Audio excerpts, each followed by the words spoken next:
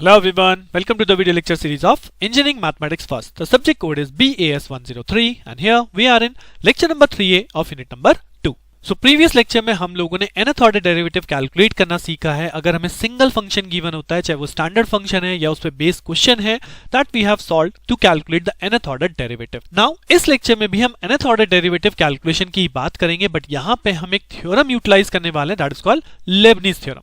सो Leibniz theorem क्या है, किस तरह से इसे अप्लाई किया जाता है और कौन सी रिक्वायरमेंट है जिसके लिए थ्योरम डेवलप हुई है, जानने के लिए अपना लेक्चर स्टार्ट करते हैं on nth order derivative using Leibniz theorem. So Leibniz theorem, अब अगर मैं आपको बोलूं if you have a single function, then single function का nth ऑर्डर डेरिवेटिव अभी तक हमने देखा है. बट अगर आपके पास दो फंक्शन एक साथ हैं, like you want to differentiate u and v both with respect to x और दोनों ही x के फंक्शन है, तो वहां पे क्या होता है, वहां पे प्रोडक्ट रूल लगता है. अब अगर उस प्रोडक्ट रूल को मुझे n टाइम्स लगाना है, यानी मैंने फर्स्ट टाइम डिफरेंशिएशन किया, फिर सेकंड टाइम डिफरेंशिएशन किया, तो फर्स्ट टाइम डिफरेंशिएशन करने में हम क्या करते हैं, एक वेरिएबल को कांस्टेंट रखते हैं, दूसरे को डिफरेंशिएट करते हैं, फिर दूसरे को वाले को जिसको हमने कांस्टेंट रखा उसका डिफरेंशिएशन करते हैं और डिफरेंशिएशन जिसका किया था उसे कांस्टेंट रखते हैं, राइट. अब यही स्टेप फिर दोबारा करें, फिर दोबारा करें, फिर दोबारा करें n टाइम्स, तो क्या होगा, the process will be too long, right. इस प्रोसेस को शॉर्ट करने के लिए जो थ्योरम डेवलप हुई, that is called Leibniz theorem. ये आपको डायरेक्टली फ्लेक्सिबिलिटी देती है कि we can write the nth order derivative of two functions. कैसे कि अगर मेरे पास दो फंक्शन है u एंड v और मुझे इसका nth ऑर्डर डेरिवेटिव लिखना, तो थ्योरम क्या कहती है, फर्स्ट डेरिवेटिव का आप लिख लीजिए nth ऑर्डर डेरिवेटिव, यानी फर्स्ट वेरिएबल का nth ऑर्डर डेरिवेटिव, दूसरा वेरिएबल कांस्टेंट, देन nc1 जिसका आपने nth ऑर्डर डेरिवेटिव रखा उसका एक ऑर्डर कम कर दीजिए, यानी n से n-1, और जिसको हमने कांस्टेंट रखा था उसका एक डेरिवेटिव इंक्रीज कर देंगे, यानी v से क्या हो गया, v1, यानी first order derivative. In the similar way next जो टर्म बनती है, दैट इज nc2, फिर से इसको एक कम कर दीजिए, इसका एक डेरिवेटिव कम होगा, इसका एक डेरिवेटिव इंक्रीज होगा. In the same manner will be proceed and comes to the last term, that is called ncn, जिसको हम डिफरेंशिएट को डिक्रीज करते हुए आ रहे हैं, वो फाइनली क्या हो जाएगा, कांस्टेंट हो जाएगा, और जिसको हम इंक्रीज करते हुए आ रहे हैं, v से v1 v2, वो फाइनली कहां पहुंच जाएगा, nth ऑर्डर डेरिवेटिव पे. तो this is the Lebanese theorem, जो कि आपके दो फंक्शंस हैं, अगर आपका फंक्शन बाय फंक्शन यानी प्रोडक्ट रूल जहां पे लगना है, उस डिफरेंशिएशन का मुझे nth ऑर्डर डेरिवेटिव कैलकुलेट करना है, then this gives me the flexibility. और फर्दर यूज क्वेश्चन को देख के समझते हैं. सो चलिए स्ट्रेट फॉरवर्ड एक क्वेश्चन मैं आपको यहां पे दिखाता हूं. यहां पे लिखा है find nth order derivative of x square sin x at x is equal to 0, right. So यहां पे आप देखोगे x स्क्वायर साइन एक्स, यानी क्या हो रहा है, फंक्शन एंड फंक्शन, यानी x स्क्वायर एक फंक्शन है और साइन एक्स एक फंक्शन है. तो अगर मुझे स्ट्रेट फॉरवर्ड nth डेरिवेटिव चाहिए तो मैं इसमें लेबनीज थ्योरम अप्लाई कर सकता हूं. और थ्योरम क्या कहती है, the theorem statement says this कि फर्स्ट फंक्शन का हम nth डेरिवेटिव लिखेंगे, दूसरा फंक्शन कांस्टेंट, फिर nc1 इसका एक एक डेरिवेटिव कम और दूसरे वाले को एक एक इंक्रीज करते जाए. तो अब यहां पे क्वेश्चन आता है u किसे लेंगे और v किसे लेंगे. सो यहां पे u फंक्शन यानी कि कौन सा है, nth ऑर्डर डेरिवेटिव, और v कांस्टेंट. सो अगर मैं v को x स्क्वायर वाली टर्म पे रखूंगा, तो जब मैं इसे डिफरेंशिएट करूंगा एट v1 तो यहां पे बन जाएगा 2x, फिर से मैं इसे डिफरेंशिएट करूंगा तो ये बन जाएगा 2, यानी कि मेरी तीन टर्म यहां पे सॉल्व होंगी और मेरा क्वेश्चन यहां पे सॉल्व आउट हो जाएगा, राइट. लेकिन अगर वहीं पे आप डायरेक्टली sin x को v रखते हो तो sin x का फर्स्ट डेरिवेटिव फिर सेकंड डेरिवेटिव, मतलब ये नॉन टर्मिनेटेड टर्म होगी जिसका nth डेरिवेटिव भी आप तक पहुंच जाएगा, राइट. सो इसलिए चूज इस तरह से किया जाता है कि कौन सा फंक्शन टर्मिनेट हो जाए, that will treat it as a v function, got it. So यहां पे हम किसको लेने वाले हैं, un, यानी कि u कौन है, u मेरा साइन है, राइट, और v कौन है, v मेरा x स्क्वायर है, राइट. सो सबसे पहली चीज है u ऑफ n, यानी nth derivative of sin x. And if you remember what is the nth derivative of sin x, हमने लास्ट लेक्चर में स्टडी किया था स्टैंडर्ड में, sin ax प्लस b, जिसका nth डेरिवेटिव क्या होता है, sin ax plus b plus n pi by 2, right. तो सेम ये फॉर्मूला यूटिलाइज करूंगा टू सॉल्व दिस फंक्शन. तो sin x का डेरिवेटिव कितना हो गया, sin x का डेरिवेटिव हो गया sin ऑफ x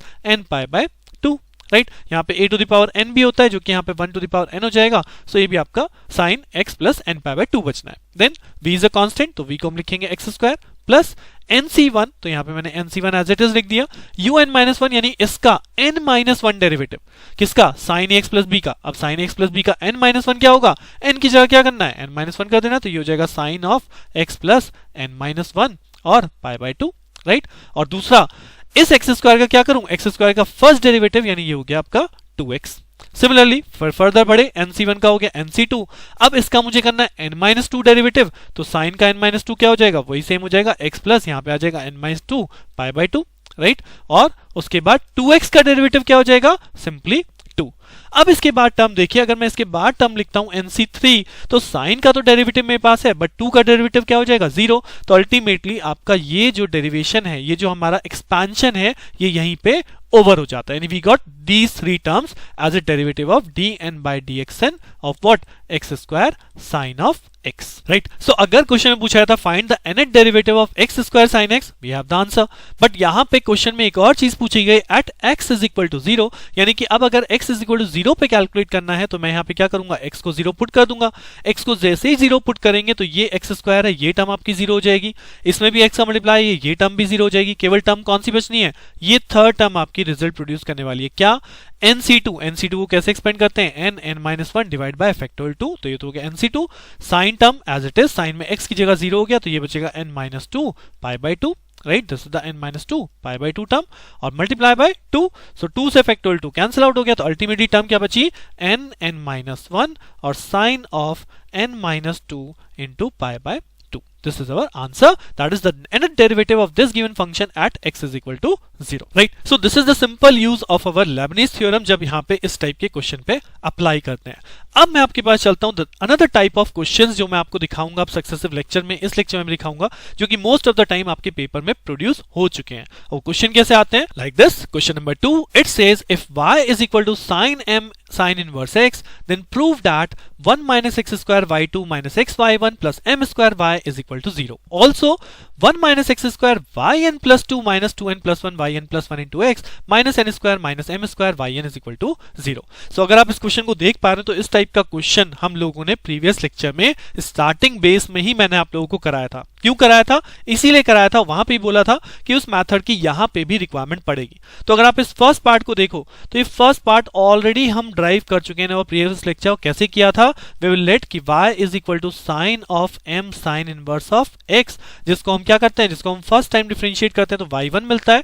y1 का डिफरेंशिएशन क्या हो जाएगा, cos, साइन का हो जाएगा हमारा cos of m sine inverse of x, और m साइन इनवर्स x का क्या हो जाएगा, m divide by under root of 1 minus x square, जिसको हमने क्या किया था, क्रॉस मल्टीप्लिकेशन, यानी ये हो जाएगा under root of 1 minus x square y1 is equal to cos of m sine inverse of x into m, जिसे हमने फिर क्या किया था, फिर हमने किया था इसका स्क्वायर। तो अगर हम स्क्वायर क्यों कर रहे थे, क्योंकि क्वेश्चन में मुझे 1 माइनस एक्स स्क्वायर है, जबकि यहाँ पे क्या जनरेट हो रहा है, under root of 1 minus x square, यानी कि मैंने जब इसका स्क्वायर किया तो क्या टर्म मिली थी, 1 minus x square into y1 square is equal to, ये हो जाएगा cos of square m sine inverse of x into m square, right. अब जिसे हमने फर्दर, अगर आपको याद हो तो किसमें कन्वर्ट किया था, on the right hand side we got cos square theta. Cos square theta में किसमें कन्वर्ट किया था, 1 माइनस साइन स्क्वायर थीटा। क्यों, क्योंकि जैसे ही आप साइन स्क्वायर थीटा यहां करोगे तो ये टर्म आपकी y में इंटरचेंज होने वाली थी, सो हमें टर्म मिल जाएगी on the left hand side 1 minus x square y1 square is equal to m square. Cos square की जगह मैंने क्या रिप्लेस कर दिया, 1 minus sine square m sine inverse x। तो आप ये टर्म देख सकते हो कि ये टर्म क्या है, this is nothing but the given y function. तो जैसे ही मैं यहाँ y रिप्लेस करूंगा तो ये टर्म क्या बन जाएगी, 1 माइनस वाई स्क्वायर, यानी कि गिवन फंक्शन का फर्स्ट डेरिवेटिव जो हम कैलकुलेट कर रहे हैं वो रिड्यूस होकर हमें कैसा दिखाई देगा, 1 minus x square y1 square is equal to m square and 1 minus y square, right. So this is the first equation, got it. अब हमें क्या करना है, हमें तो प्रूफ में करना था सेकंड डेरिवेटिव, क्योंकि y2 भी है। तो क्या किया था हमने, इस इक्वेशन का डिफरेंशिएट करते हैं again with respect to x। तो डिफरेंशिएशन क्या होगा, यहाँ पे बाई पार्ट्स लग गया, बाई पार्ट्स वही तरीका, क्या 1 माइनस एक्स स्क्वायर को मैंने रखा कांस्टेंट, y1 स्क्वायर है, y1 स्क्वायर का क्या होगा, पहले ट्वाइस ऑफ y1, और y1 यानी dy बाई dx का क्या होता है, y ऑफ 2, यानी y1 का derivative second order derivative y2। Similarly plus, पहले हमने 1 माइनस एक्स स्क्वायर को कांस्टेंट रखा था तो उसका डिफरेंशिएशन रखा माइनस ऑफ 2x, और y1 square is a constant term on the right hand side. Similarly this is m square, और ये है 1 माइनस वाई स्क्वायर, तो 1 का हो जाएगा 0 और y स्क्वायर का हो जाएगा minus of 2y into dy by dx, यानी कि dy बाई dx क्या हो जाएगा, this is nothing but y1, right.